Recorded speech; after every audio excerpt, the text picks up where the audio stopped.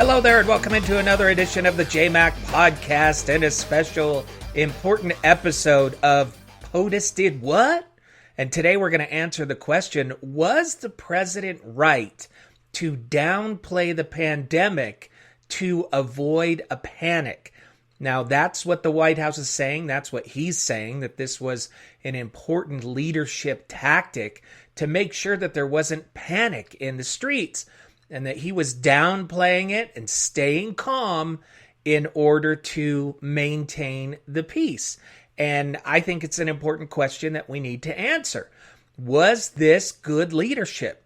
Or was he downplaying for other reasons? And did his downplaying result in negative consequences? And did his downplaying result in him not taking action when he should have taken action? These are all questions that I want to answer in today's podcast. So let's dive in. Now, if you have been living under a rock somewhere, and I know you haven't, because a lot of you have been reaching out to me and saying, JMac, why haven't you chimed in on this book from Woodward and these comments from President Trump? And if you know me, you should know the answer by now. I have no desire to be the first person to comment on a situation like this. I think that one of the biggest problems we have in society right now is everybody rushes to judgment so quickly. The media wants to be first. We have to be the one who brought you the breaking news first. And we have everybody from the president on down who makes a knee-jerk commentary about something that just happened. And I think what we should be doing is standing back, processing, watching, researching, and really analyzing and trying to come up with the proper decision instead of taking a knee-jerk response because a member of your political party has been attacked and, oh no, what are we going to do? Our party might look bad, so we need to defend immediately. And not realizing that when you defend immediately, more often than not, you're going to make your party and yourself look bad. So I'm not interested in that. If it takes me a week to figure out what's going on, I apologize, but that's the time that I'm going to take to get it right. And of course, this was screaming banner headlines that came forward a couple days ago as Woodward claimed that the president had said certain things. And when I saw the headline, I thought, oh no, here we go. Another he said, and we're not going to know if he really said it or not, like his comments, his alleged comments about the troops and fallen soldiers. Well, then I hear there's tapes, there's audio tapes. And I'm like, oh, please release the tapes if you're going to make a claim and an allegation. And of course, those tapes have been released. I have taken the few audio clips that are creating the uproar. And those are the ones that I'm going to play for you here. So I want you to hear what the president said about how he's handling the virus, his own words. And then after that, we'll dive into what this really means. Is this good leadership? Did he make the right choice? And have people suffered consequences because of what he's done? So here are the clips from the interview. And so what was President Xi saying yesterday? Well, we were talking mostly about the virus, and I think he's going to have it in good shape. But it's a very tricky situation. It goes through air, Bob. That's always tougher than the touch. The touch, you don't have to touch things, right? But the air, you just breathe the air, and that's how it's passed. And so that's a very tricky one. That's a very delicate one. It's also more deadly than your strenuous flus. People don't realize we lose 25,000, 30,000 people a year here. Who would ever think that, right? I know. It's pretty amazing. And then I say, well, is that the same thing? This is more deadly. This is 5 per. This is 5% versus 1% and less than 1%. So this is deadly stuff. Now it's turning out it's not just old people, Bob. Just today and yesterday, some startling facts came out. It's not just older Yeah, exactly. young people, to plenty of young people. So, Well, look at what's going on in give me a moment of talking to somebody, going through this with Fauci or somebody who kind of it caused a pivot in your mind, because it's clear just from what's on the public record that you went through a pivot on this to, oh my God, the gravity is almost inexplicable and unexplainable. Well, I think, Bob, really, to be honest with you, Sure, I want you to. I wanted to always play it down. I still like playing it down. Yes, because I don't want to create a panic. All right, what do we learn from this audio? Now, this is back on February 7th, and then another part of it is in March. We learn a couple of key important things. Number one, that the president knows that this is dangerous because it travels through the air. More dangerous than a lot of the other illnesses that are out there that travel through touch. He makes that very clear. We also know that the president knows that this is more deadly than the flu. He says 5% versus 1%. This is the president of the United States saying this. And we also know that he is obviously very concerned about it, but that he likes to downplay it. And why does he like to downplay it? He likes to downplay it because he doesn't want to cause a panic. Now, let's pick this apart a little bit. Okay, first of all, was there any doubt in your mind that he was downplaying the coronavirus? There should be no doubt whatsoever in anybody's mind that since day one, the president has downplayed the coronavirus. We know this. You know it. I know it. You can try and deny it, but it's an absolute fact. It's been obvious that he's been downplaying it, while people around him have been trying to send a stronger message.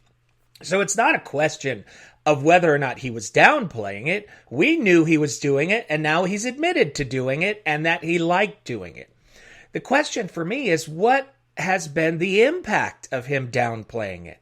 He says it's to avoid a panic. Do you believe that? What are the consequences of him downplaying it? And could he have done other things in order to act? Did his downplaying cause him to not take action? Now, so before we dive into how he downplayed it, I think it's important to point out, since we want to start off with some good here and some things that the president has done well in this case, while he was downplaying it, he did make certain decisions and took certain actions.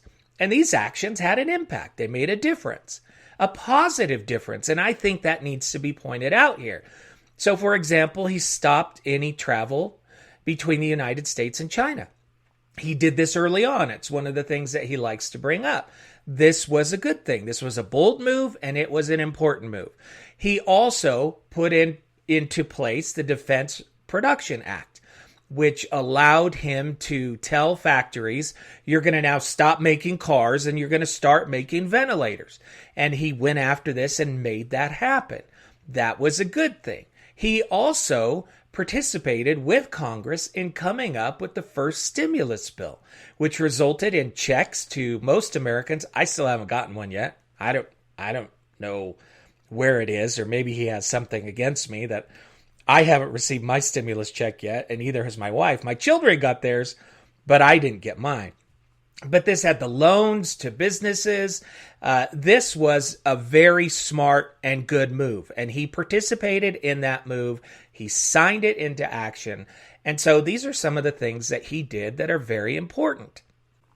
So he deserves to have credit for doing these things. And he did it while downplaying the virus. So clearly he thought that there was an important steps that needed to be done, and he took action. So now let's talk about him downplaying. The White House is saying he never lied to the American people. He just was calm. We needed calm leadership. He didn't deceive anybody. He was just being calm so that Americans did not panic. Well, I took some time and I put together a bunch of clips of the president downplaying. And I want you to notice that there are several times when he says things clearly that just are not true. For example, that the virus will go away with or without a vaccine. He says it on multiple occasions. He also calls it a hoax. He also says that you can travel on an airplane, after admitting early on that this traveled via the air and was very dangerous. So there's a lot of things that should jump out to you here as you ask the question, did he downplay or did he deceive? And coming up, we'll talk about what some of the potential consequences are.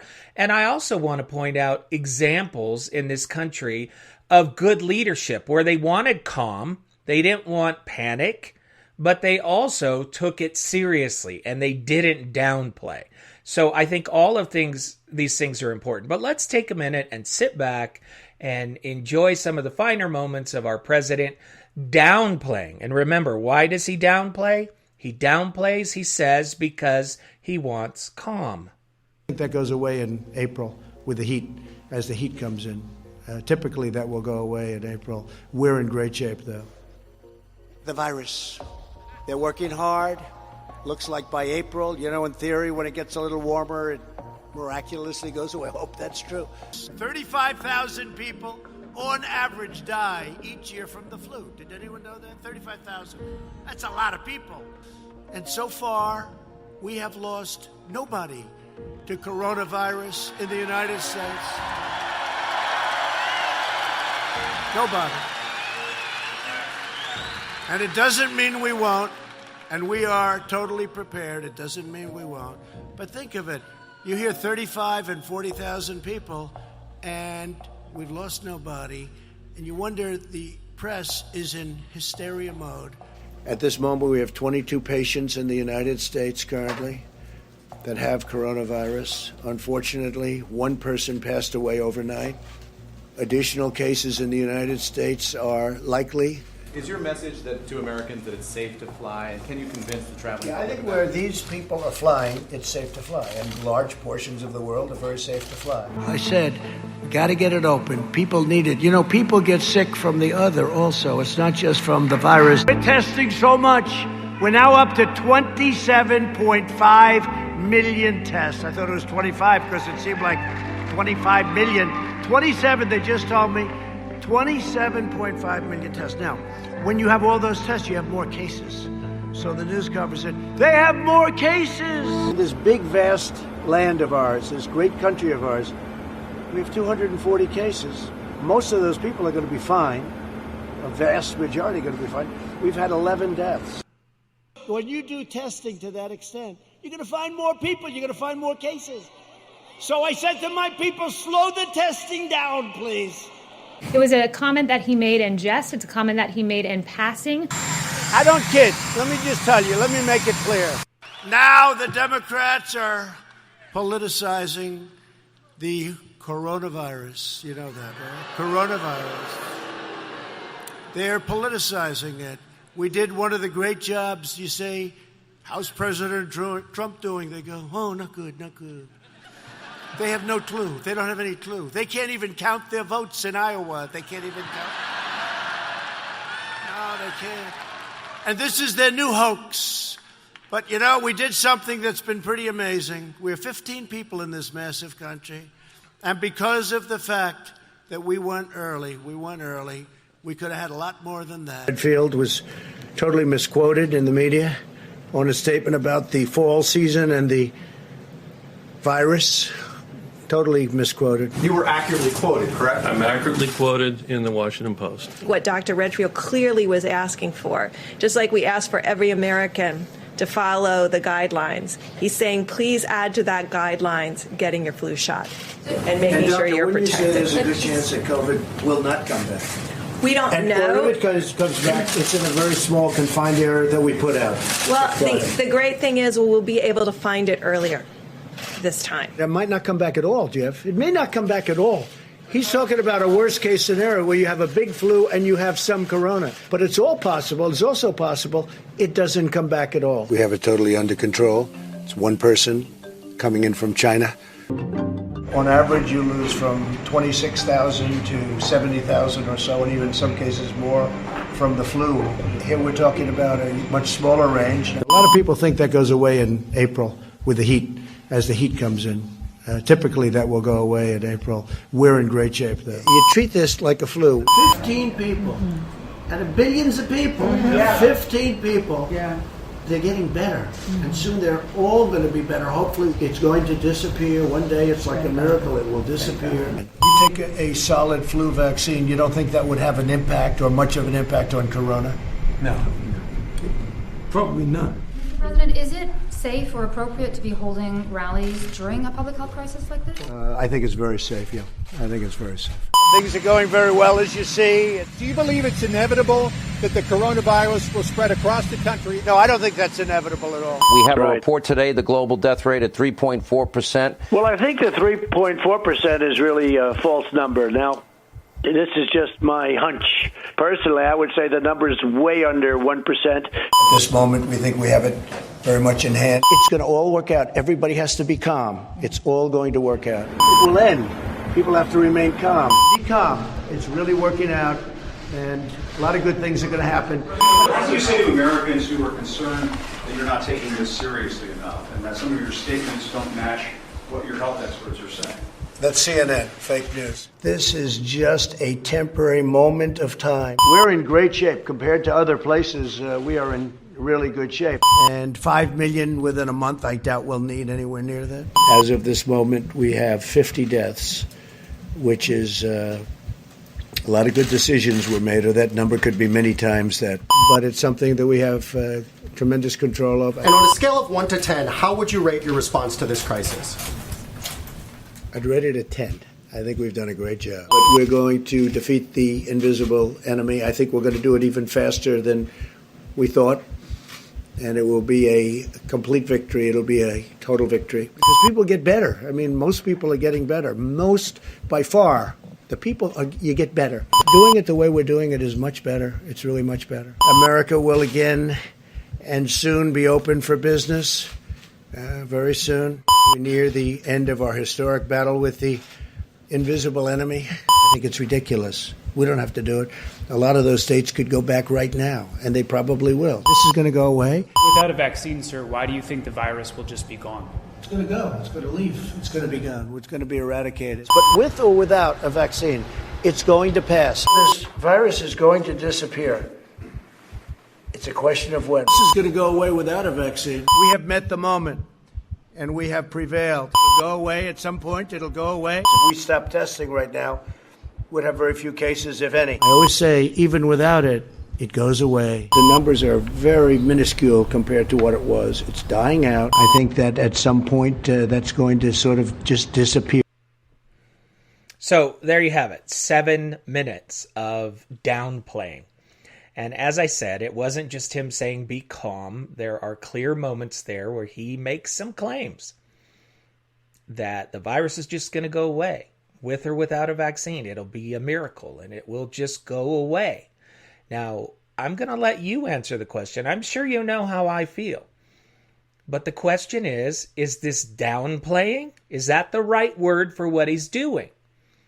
Or is this deceiving? And what are the consequences of his downplaying? Well, I'm going to share with you some of the consequences that I've seen. And you can debate those with those around you, or you can leave a comment in the comments and let me know if you think that I'm wrong about these consequences. But I want to bring everybody back to the state of Utah for a moment. Our leaders here in Utah, they presented an appearance of calm, of leadership, but they didn't downplay. Nor do I think they caused a panic. In fact, I believe that our Utah leadership set a profound example of good leadership. And they basically said, here are the facts. Here's what you need to know. Here's what you need to do. And here's what will happen if we don't do it. This is our goals. They gave daily updates. And they were very clear and very frank And I thought that attitude, that clarity brought calm, because it gave me the feeling that, oh, we have good leaders and they're on this. But as I watched the White House and you watch the president saying one thing and his team contradicting what he was saying over and over again, and now we actually have audio of him admitting to things that he contradicted his team on, I think there's a stark contrast between the leadership that we saw here in Utah and the leadership that we saw in the White House. And that's why, for me, this cannot be an issue of whether or not Republicans can lead. You cannot look at one man and his choice to downplay and say, oh, all Republicans are bad, all conservatives are bad. That's been my fear from the very beginning, that all conservatives will be judged by the actions of this man. Now, I do think that you can go to Republicans who refuse to be critical of this president for anything he does, and they become complicit in his actions. But I think that you can look and you can see a clear example of conservative Republicans in the state of Utah responding to the pandemic in a clear-eyed way that brought peace but didn't downplay and didn't misrepresent and didn't contradict themselves or their own team. So I think it's important to point that out. What does real, solid, good leadership look like? And what creates more panic? Contradictory messages or a solid message, a cohesive message that is driven home by data and by experts? To me, there's a clear difference, and I hope that you'll take a minute and you'll consider that clear difference. I'm so proud of Utah. I think that our governor and the team that they put together did and continue to do an amazing job. I don't agree with every decision that they've made, but that's not reality. The idea that we're going to agree with single thing that a person does, it's just not real. You know, when people come up to me about my show and they say, J-Mac, I agree with everything you say. I'm like, really? Everything? I'm like, I don't even know if I agree with everything I say. We ought to have differences. And as I've pointed out so many times, those differences of opinions, they make us better. They make us stronger. To have a diversity of ideas, that makes us a better people, because we're forced to rethink what we've believed in the past. We're forced to expand our horizons, but now we live in a world where no, it's going to be only one way of doing things, and that's going to be crammed down the throats of every single person, whether they agree with you or not. And that's just not real. But for me, the bottom line is this. Whether or not you call what the president did downplaying, or whether or not you call it deceiving, and we can argue about his motives here. Was he doing it to not cause a panic, or was he doing it to make sure that he gets reelected? I'm not sure which one you would say it is. I'm sure you know what I believe. But for me, the question is, what are the consequences of his downplaying? Did it have a negative impact on this country? Did it cause harm to Americans? And I'm just going to point out to you some of the things that I've seen. For example, I told you the other day that I was out to lunch with some conservatives, and the question was asked, if you thought you had COVID, would you go get tested? And two of these people said, absolutely not. And we're like, why would you want to get tested? And they both said, well, because we don't want to add to the statistics and give the media more reasons and more hype to go against the president. I'm like, these people have decided, they've bought into the idea that this is a hoax. And so they're going to risk their own health because they've been told that this is not as bad as the flu. And that was one of the other things they said, is they said, we're young, we'll survive. This is not as bad as the flu. And where did they get that idea? Well, I played the clips for you. They got that idea from the president. when the president said way back in early February that this is 5 times worse than the flu. And here they are, not making good choices for their health because this president downplayed. Now, what's worse? Some panic or people risking their own health because they've been told by their leader, who they trust, that this is not as bad as the flu. When again, all the experts were saying, yeah, it is. Yeah, it is. And the numbers have played that out. So let me just ask you some questions. I'll just ask these and you decide for yourself, okay? As a result of the president's downplaying, did certain people decide not to practice social distancing? Yes or no? As a result of the president's downplaying, did people refuse to wear a mask? Yes or no? As a result of the president downplaying, did people refuse to get tested? I've already dealt with that one. As a result of the president downplaying, did people swallow bleach? Okay, there's been a few. That's anecdotal. I just thought I'd put that one in there. As a result of the president downplaying, did states open sooner than they should have? And finally, as a result of the president downplaying, are we still faced with having to deal with this issue when other countries who took it much more seriously, who did not downplay, who took immediate decisive action, have practically eradicated the virus from their society, and they're now able to fully reopen?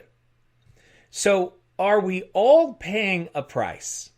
Has this gone on way longer than it should have already because of the president's downplaying? Now, you will decide for yourself. Again, I'm sure you know how I feel at this point.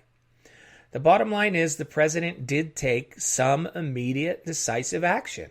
And I believe that immediate decisive action saved lives.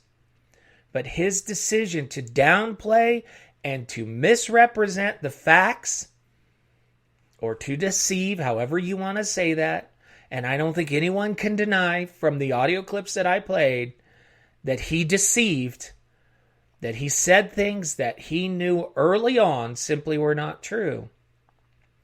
Did people die? Did Americans lose their lives? Is this country now divided over how to handle a pandemic? Do members of this country feel like this is a hoax? When what they should be doing is doing as much as they can as a society to get this out of our system, to get this out of this country. We should be united on how this happened. That's what good leadership does. It unites people, brings people together. It builds on commonalities. So these are the questions I think that should be asked when the president says he liked to downplay the virus. And then when you hear those clips and you remember back and you see that there are clearly times when he says things that he has admitted to previously knowing were not true. Think about it. And finally, think about the leadership that we saw and continue to see here in the state of Utah from Republicans, from conservatives. And is that not the message and the image that we conservatives want to be shown? Because we believe in our platform. We believe in our beliefs. Isn't that what we should be celebrating?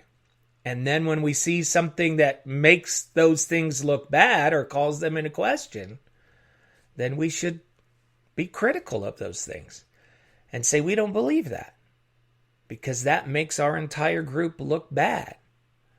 So again, when you go to the polls, when you go to the election, you have another question to ask yourself.